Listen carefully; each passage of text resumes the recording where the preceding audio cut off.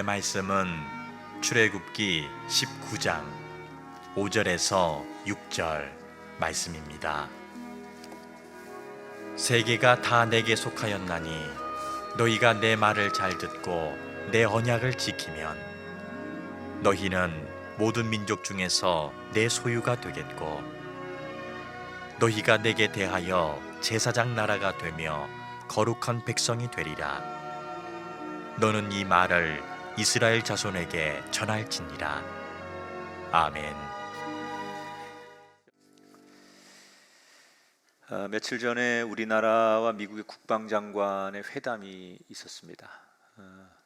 보통 정상회담을 하든 장관회담을 하든 이 회담에 참여하는 사람들이 회담의 의제를 놓고 잘 합의를 이루어서 성공적인 회담이 되기를 다 소원합니다. 그러면 성공적인 회담을 하려면 뭐가 제일 중요할까? 많은 전문가들은 보통 사람들이 생각하는 거하고 좀 다른 얘기를 하는데, 당일날 정상들이나 장관들이 만나서 회담하는 그날이 중요하다 이렇게 생각을 하지만, 사실 그것보다 더 중요한 게 있다는 거예요. 그건 사전 협상, 소위 실무진끼리 정상들이 만나기 전에 아젠다를 놓고 어떻게 조율해 가면서 마지막 정상들이 합의하게 할 것이냐. 이 실무진들이 몇 차례의 사전 협상을 하게 되는데, 여기에서 이미 성패가 갈린다 이런 얘기를 해요. 그래서 사전 협상에 누가 나가서 어떻게 상대를 끌어내느냐가 이 정상회담이나 장관회담의 대단히 중요한 성공의 열쇠다. 그러니까 이 말은, 회담이라는 것은 정상들이 당일날 하는 게 아니라 이미 그 전부터 준비하는 과정부터 시작되는 것이다 이렇게 보는 거예요. 여러분, 우리가 면접을 보든 또는 아주 중요한 계약을 성사하든, 아니면 요즘 어른들 자녀들 혼사를 앞두고 상견례를 하든, 중요한 사람을 만나는 일정이 잡히면 여러분 어떻습니까? 이미 만나기 전부터 준비를 하는 거예요. 무슨 옷을 입고 나가지? 나가서 무슨 얘기하고 어디서 만나지? 식사는 뭐 하지? 이런 것들을 많이 여러분들 생각하고 이미 준비하잖아요. 그러니까 그 중요한 사람을 만날 때는 생각이 많아지고 준비가 길어지는 거예요. 이미 만나기 전부터 그 사람과의 만남은 진행되는 것이다. 그런 점에서 우리의 예배를 한번 돌아봤으면 좋겠어요. 우리는 하나님이 너무 중요한 분이에요. 하나님은 우리의 주인이시고 우리의 모든 것 되시는 분인데, 그 하나님을 만나러 나오는 예배를 드리는 우리의 태도는 어떨까? 여러분은 예배는 언제부터 시작이라고 생각하세요? 교회 와서 이제 예배 시작하겠습니다 라고 그렇게 선언하면 예배 시작인가요? 지금은 그렇게 안 하지만 옛날에는 목사님들이 종을 쳐줬어요. 땅땅땅 치고 이제 예배 시작하겠습니다, 그리고 다 같이 묵도합시다, 그러면 예배 시작인 줄 알았어요. 여러분, 예배 시작을 그렇게 알고 계시다면 여러분의 예배는 반쪽짜리 예배, 아니 훌륭한 예배라고 감히 말씀드릴 수 없습니다. 어떤 예배가 좋은 예배냐? 하나님이 그렇게 중요한 분이고 우리한테 전부를 안다면, 정말 그게 여러분의 마음이라면, 예배는 예배당에 왔을 때 시작하는 게 아니라 일상에서 주일을 기다리면서 이번 주엔 어떻게 가지? 어느 예배를 갈까? 누구랑 갈까? 뭐가 있는데 어떻게 조절해서 갈까? 그리고 주일날 예배 가기 전에 헌금은 어떻게 드릴까? 내가 봉사하는 부서에는 어떻게 하고 예배를 드릴까? 우리 가족들은 어떻게 챙길까?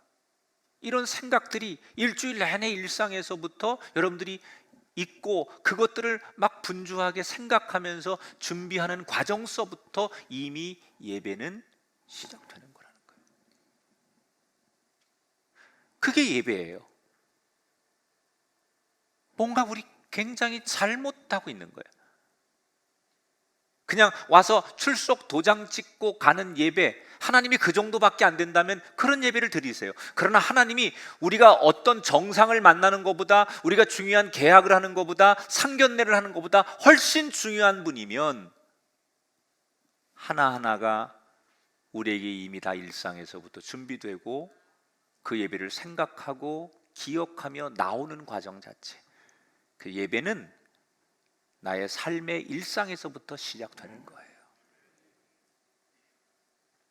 그 대표적인 얘기가 오늘 우리가 본문으로 선택한 출애굽기 19장의 말씀입니다. 하나님과의 만남을 어떻게 해야 될까? 하나님 우리에게, 적어도 지금 이 시대 사람들에게 하나님을 만나러 나오는 사람은 이렇게 해야 된다라고 말씀하시는 장면이 오늘 출애굽기 19장에 나와요. 자, 오늘 본문은 이제 계속되는 광야의 행진을 잠시 멈추고 지난 시간에 말한 하프타임, 쉼의 시간을 갖는 모세와 이스라엘 백성들이 시내산이 이렇게 가운데 쫙 놓여 있고 그 옆에 평야지대가 있는 그쪽에서 각각 텐트들을 치고 사람들이 좀 쉬는 거예요. 이집트를 막 그냥 허겁지겁 빠져나오고 홍해를 건너고 아말렉과의 전쟁을 치르고 그러면서 너무 정신없이 앞만 보고 왔는데, 이제는 조금 모든 급한 것들이 해결되고 다시 이 엄청난 숫자들을 다시 행정적으로 조절을 하고 앞으로 가기 위해서 이 정비가 좀 필요했기 때문에 거기에서 얼마 동안 머물게 되지요. 바로 그 광야에서 쉼의 시간을 갖고 있는데 어느 날 하나님께서 모세에게, 모세야 나 좀 보자 그러면서 시내산으로 올라와라 이렇게 부르는 장면이 오늘 성경의 시작이에요. 왜 하나님께서 갑자기 모세를 시내산으로 올라오라고 하셨느냐? 5절에 보니까 이유를 이렇게 설명합니다. 너희가 내 말을 잘 듣고 내 언약을 지키면, 이렇게 말씀하셨어요. 하나님께서 언약, 다시 말하면 약속을 하셨죠. 이스라엘 백성들에게. 언제부터 약속하셨느냐? 아브라함, 이삭, 야곱에게부터 이미 이스라엘 민족을 대표해서 약속하셨어요. 뭐라고 약속하셨느냐? 두 가지 약속하셨어요. 훗날 내 자손들이 번성해져서 민족을 이룰 것이다. 그리고 그 민족이 새로운 약속의 땅, 축복의 땅을 차지하게 될 것이다. 근데 아브라함 시대에 약속하셨던 이 약속은 현실적으로 말도 안 되는 약속이었지만 하나님이 상상을 뛰어넘는 방법으로 하나님께서 약속하신 것을 결국은 지키시잖아요. 그래서 지금 이스라엘 백성들이 아브라함으로 시작해가지고 그의 후손들이 수백 년 만에 수백만 명이 된 거예요. 이제 첫 번째 약속은 지키셨어요. 그리고 두 번째, 땅을 너희에게 줄 거다라는 약속을 지키기 위해서 그들을 지금 애굽에서 이끌어내서 가나안의 축복의 땅으로 이끌고 계신 거예요. 여러분, 하나님은 당신이 약속한 것은 절대로 변함없이 지키시고 이루십니다.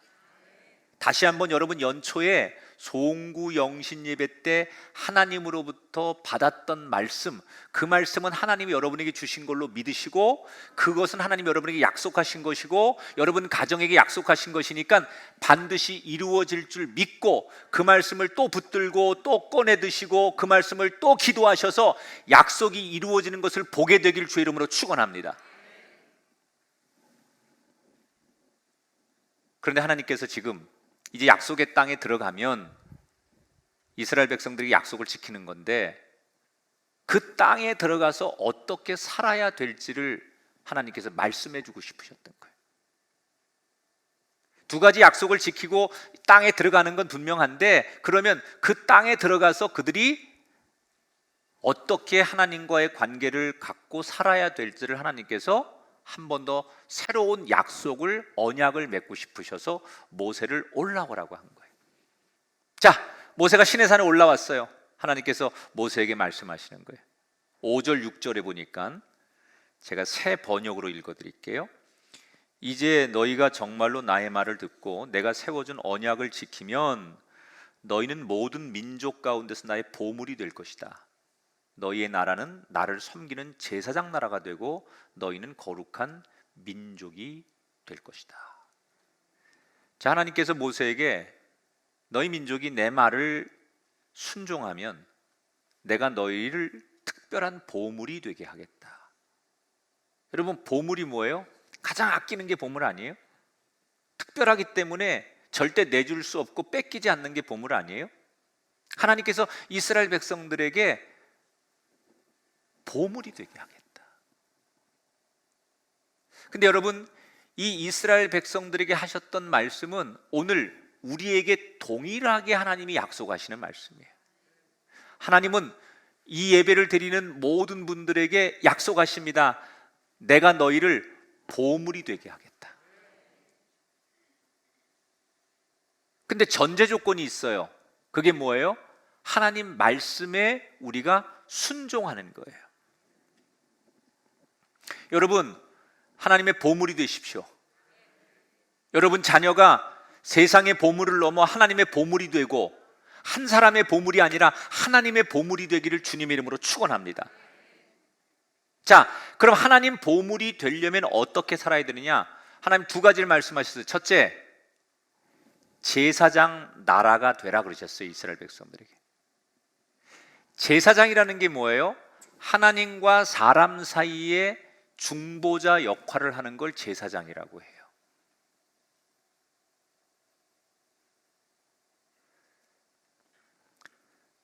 너희가 하나님과 사람 사이에, 온 세상 사람 사이에 중보자가 되어라. 이게 제사장으로서 하나님이 주시는 거예요. 근데 이스라엘 백성들은 이 제사장의 역할을 사실은 실패하지요. 왜냐하면 하나님의 의도는 온 세상 사람들을 하나님 앞에 이끌어서 하나님 사이에 너희들이 중간에 화해자가 되고 연결해주는 제사장이 되라고 하셨는데, 이걸 이스라엘 백성들은 선민의식으로 받아들여요. 그래서 우리만 특별하다, 이게 잘못되면 배타주의죠. 우리만 선택된 민족이고 우리만 하나님의 자녀고 나머지는 하나님이 그렇게 사랑하지 않고 우리가 죄인이다, 이건 하나님의 의도가 아니에요. 하나님이 말하는 것은 너희로 하여금 다른 사람들도 하나님의 백성이 되게 하라라는 역할을 준 것뿐이지, 제사장이 되어서 너희들만 특별한 혜택을 받는다는 얘기가 아니에요.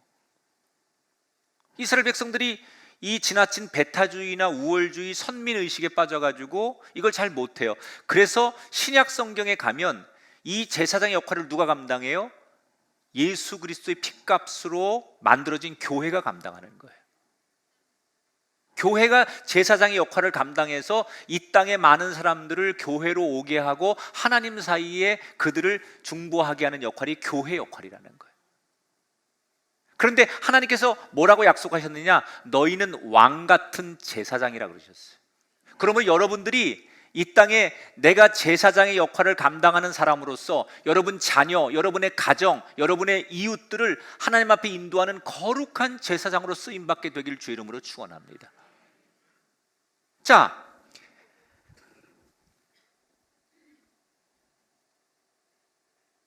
그 다음에 하나님이 두 번째로 부탁한 게 거룩한 민족이 되어라. 이 말은 어떤 얘기냐면 세상과 구별되라. 거룩이라는 것은 구별되라는 얘기거든요.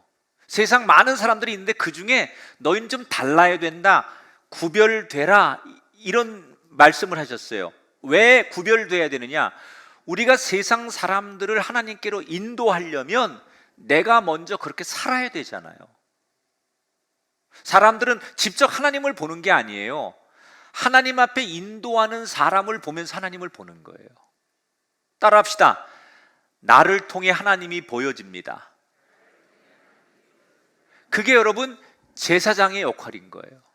제사장은 그냥 제사장이면 안 되고 구별되어야 된다, 거룩해야 된다, 그렇게 말씀하시는 거예요. 자, 하나님께서 이 두 가지를 말씀하시면서 이걸 내 백성들에게 가서 전해라, 이걸 지킬 수 있는지. 그래서 모세가 시내산에서 하나님 음성을 듣고 알겠습니다. 그리고 얼른 또 밑으로 내려가서 백성들이 너무 많으니까 그 백성들을 대표하는 장로들만 불러가지고 하나님의 뜻을 전했어요. 그랬더니 장로들이 하나님이 그렇게 말씀하셨으니까 우리가 순종하겠습니다 라고 전부 다 사람들이 대답을 해요.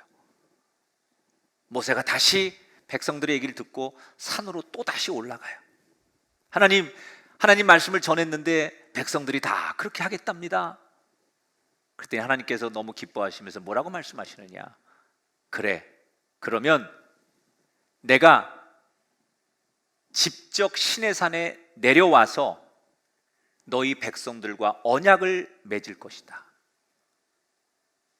내가 직접, 이게 너무나 중요한 약속이고 중요한 계약이기 때문에 내가 직접 내려가겠다. 그러니 너희가 이 날을 위해서 나를 만나기 전까지 두 가지를 잘 준비하고 나를 만나라. 백성들을 잘 준비시켜라. 그러면서 두 가지를 뭘 말씀하셨냐, 10절 11절에 보니까 오늘과 내일 그들을 성결하게 하며 그들에게 옷을 빨게 하고 준비하여 셋째 날을 기다리게 하라. 자, 첫째 뭘 하라고 하느냐, 입던 옷을 다 깨끗하게 빨아서 새 옷으로 입고 준비하라 그랬어요. 왜 하나님께서 옷을 빨아서 깨끗하게 준비하고 나를 만나도록 해라 이렇게 하셨을까요? 사실은 지금 이 사람들은 수백만 명이 옷을 빨 수 있는 형편이 아니에요. 지금 그들이 머물고 있는 광야잖아요. 식수를 구하기도 어려워서 목마르다고 물을 달라고 떼를 쓰던 그들이었는데 그 모든 사람들이 빨래를 할 만큼 넉넉한 물이 있는 공간이 아니에요. 다시 말하면 하나님을 만나는 데는 우리가 내가 형편이 어떻고 지금 조건이 어떻고 내 상황이 어떻고 이런 것 때문에 예배를 나가는데 뭐가 어렵고 하나님 앞에 내가 봉사하는 게 뭐가 어렵고, 이거는 사실은 하나님이 원하시지 않는 예배의 자세라는 거예요. 지금 이스라엘 백성들이 빨래할 만큼 주변의 환경이 넉넉하거나 그렇게 여유롭지 않아요. 물이 없어요. 그럼에도 하나님께서 그걸 알면서도 일부러 새 옷으로 빨아서 입고 준비하라 그랬어요. 몰라서 그렇게 말하는 게 아니에요. 그들에게 형편을 주고 말씀하는 게 아니에요. 어떤 상황에서도 아무리 힘들고 어려워도 너희가 나를 만날 때는 그 어떤 것보다도 우선하여 최선을 다하는 마음을 가지라는 거예요. 자꾸 우리는 조건을 얘기해요. 저도 예배를 드리고 싶은데요, 뭐 때문에 예배 드리기 어렵고요, 이번 주는 뭐 때문에 안 되고요, 집에 어떤 것들이 있어서 제가 형편이나 상황이 안 돼서 그래요. 충분히 이해는 해요.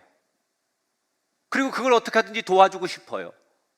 그러나 성경 그대로라면 하나님이 지금 우리들에게 말씀하시는 것은 그런 조건 때문에 하나님을 만나는 것, 예배하는 것을 핑계대거나 이유되는 것은 진정한 예배의 자세가 아니라는 거예요.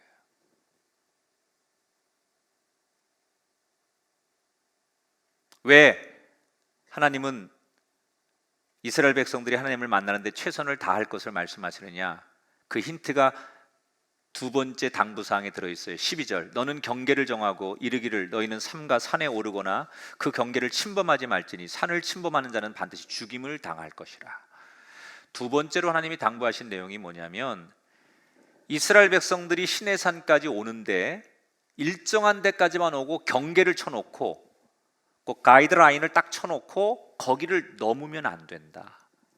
하나님이 허락한 사람 이외에 그 시내산 경계를 누구도 들어오지 못하게 하라 라고 말씀하셨어요. 이건 하나님의 속성을 얘기하는 거예요. 하나님이 어떤 분인가? 여러분, 하나님은요 아무나 만날 수 있는 분이 아니에요. 어느 누구나 아무 때나 누구나 만날 수 있는 감히 그런 분이 아니에요. 그래서 하나님을 우리가 뭐라고 하느냐? 거룩하다고 해요. 함부로 누구나 쉽게 하나님을 만날 수 있고 마주할 수 있는 분이 아니에요, 애초에. 그런데 그분이 우리를 만나자고 하니까 우리가 만날 수 있는 거예요. 그분이 우리에게 허락하니까 만나는 거지, 감히 그분 자체를 우리가 아무 때나 만나고 싶다고 마주할 수 있고 그분의 이름을 부를 수 있고 그분을 우리가 쉽게 만날 수 있는 자체가 안 돼요. 그분은 다만 그분이 내게로 오라, 내가 너희를 만나리라 하니까 만나지는 거예요. 이스라엘 백성들이 한번 만납시다 이래서 만나는 하나님이 아니에요. 하나님이 만나 주니까 만나는 거예요. 그런 하나님이라면 우리가 그 하나님을 어떻게 생각해야 돼요? 애초에 하나님은 두려운 분이에요. 그런 하나님이 우리를 만나준다고 하니 우리는 하나님을 만나는 이 예배 자리에 나올 때 최선을 다하는 그런 마음으로 나와야 된다는 거예요. 지금 하나님은 이스라엘 백성들에게 두려운 마음을 가지고 최선을 다하라.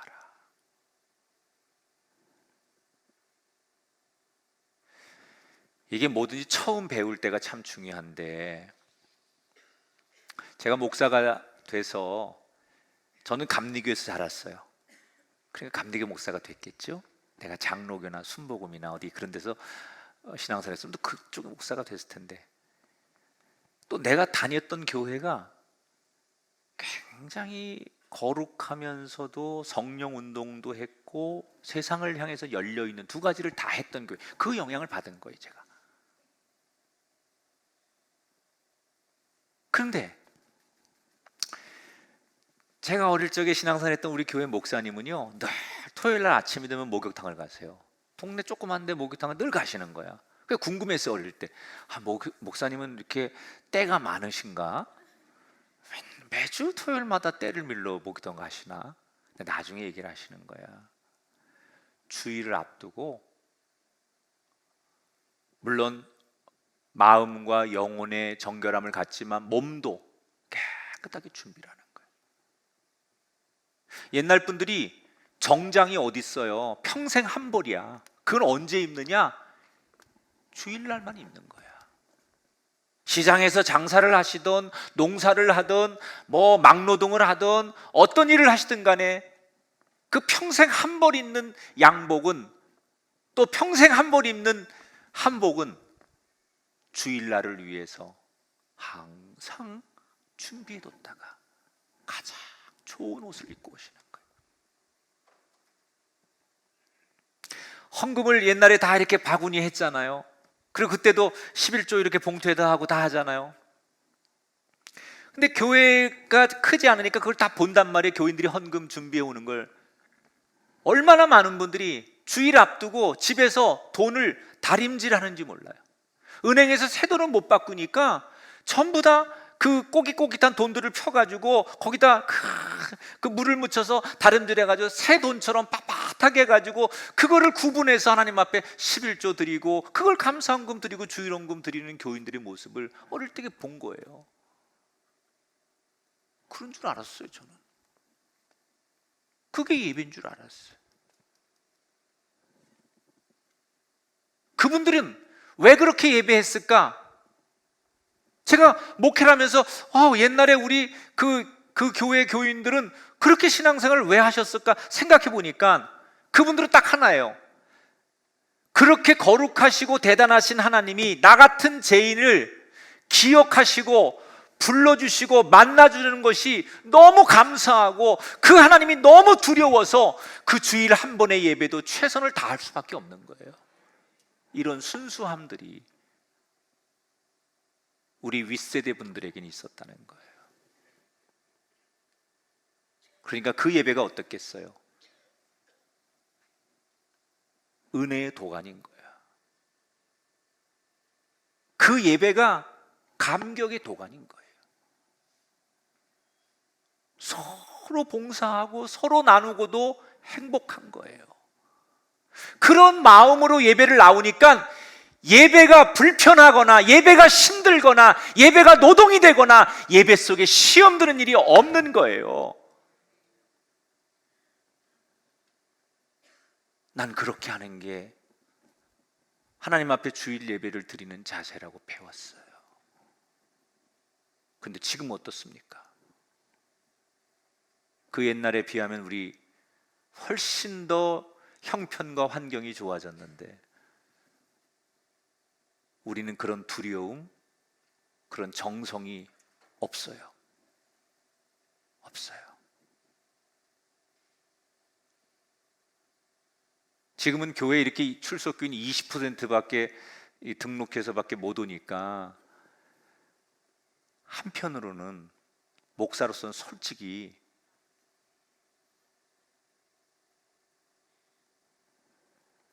정말 마음에 없는 사람들 오라고 하는 것보다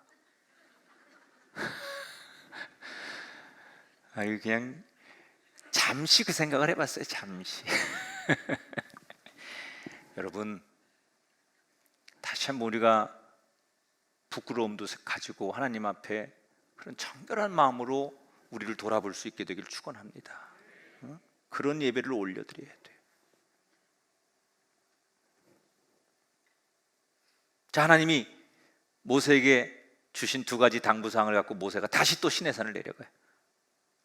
그리고 선포하죠. 하나님께서 직접 시내산에 오신단다. 그러니 너희들 하나님께서 주신 이 두 가지 당부에다가 이틀 동안은 육신적으로 욕구를 절제하고 하나님을 만나러 나가자 라고 모세가 백성들에게 선언해요.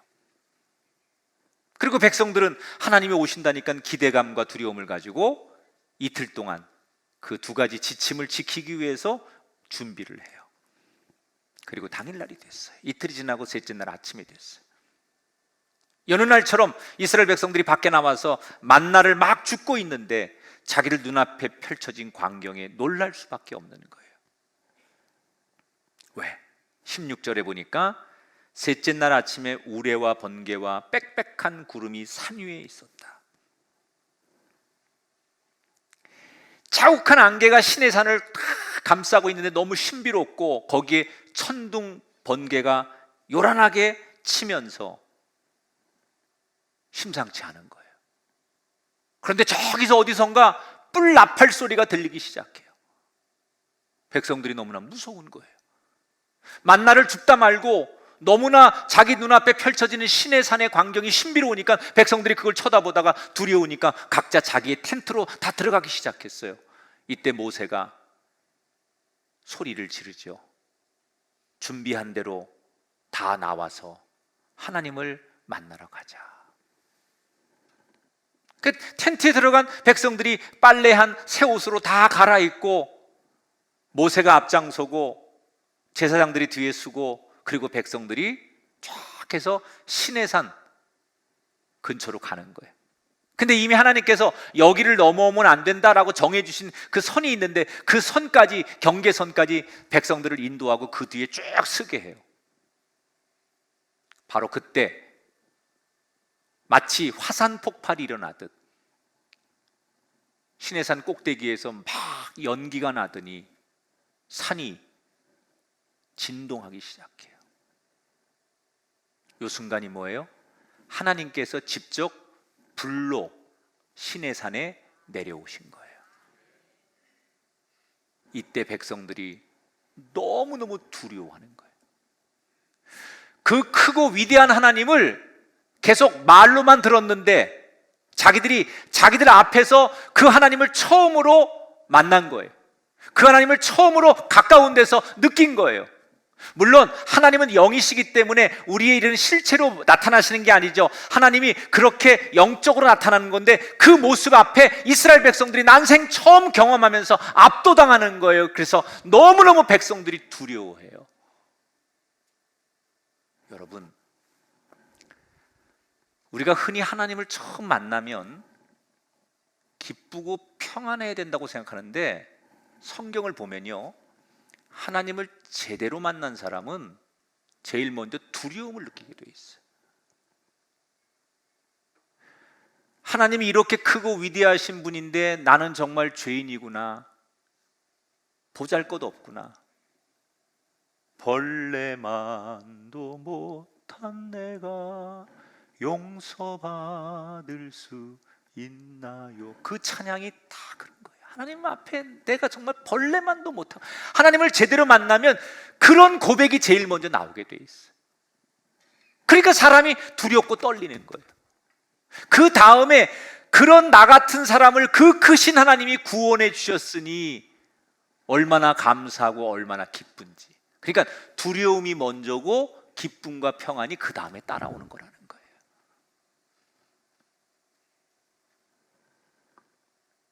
이때 이스라엘 백성들이 다 두려워가 있는데 하나님께서 이스라엘 백성들 모두가 다 들을 수 있는 목소리로 한 사람의 이름을 부르세요.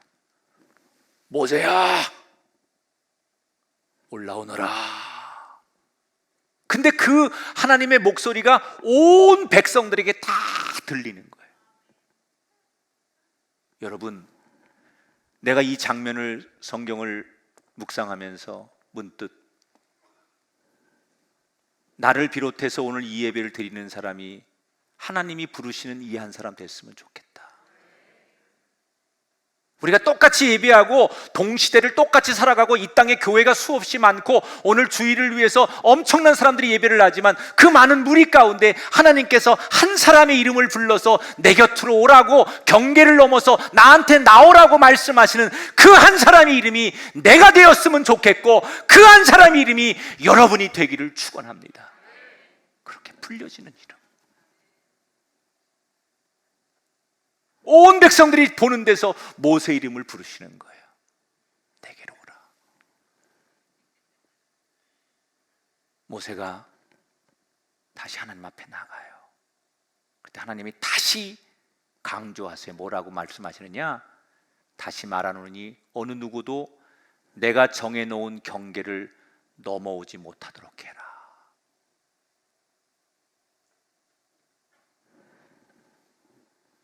여러분, 우리가 태양이 있는데 이 태양에서 우리가 이만큼 지구에서 떨어져 사니까 태양의 혜택을 보는 거지,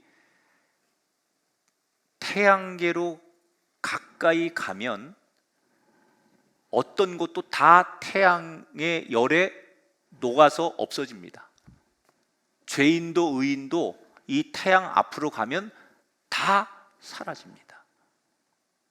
하나님은 태양을 만드신 창조주십니다. 그분 앞에 가까이 가면 누구든지 그 경계를 넘어서 그 경계 이상으로 가면 누구든지 하나님의 속성이 모든 사람을 죽음으로 만들 수밖에 없는 거예요. 그래서 하나님께서 경계를 넘지 말라고 말씀하시는 거예요.